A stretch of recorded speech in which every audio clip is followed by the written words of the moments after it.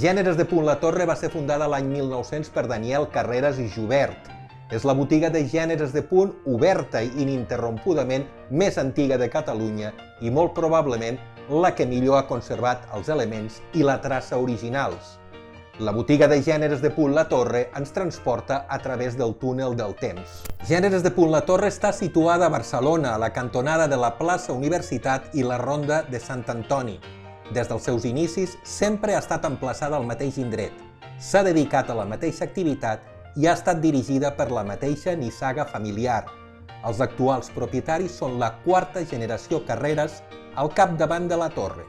Quan Gèneres de Punt-la-Torre va ser fundada, Barcelona iniciava la conquesta de l'Eixample. Llavors feia poc més d'un quart de segle que, després de moltes reivindicacions, s'havien enderrocat les muralles medievals que tenallaven la ciutat.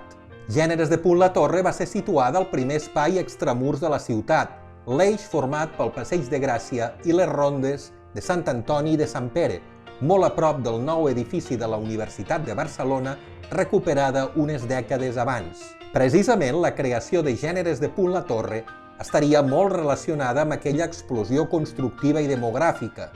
Les primeres illes de l'Eixample van ser habitades per famílies de les classes privilegiades de la ciutat i els articles estrella d'aquella botiga primigènia eren, entre altres, les camises masculines i les mitges femenines. La botiga ha conservat tota la seva traça original, la seva façana, les seves portes i els seus aparadors són els mateixos que el primer dia que va obrir al públic, ja fa més d'un segle.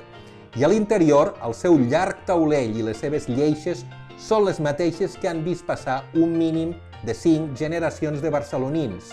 Un dels elements més sorprenents de la torre és el taulell de la caixa, un petit habitacle destinat exclusivament a cobrar les vendes.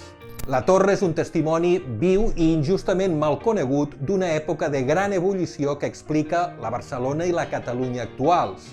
És un dels elements més destacats del patrimoni històric comercial del nostre país.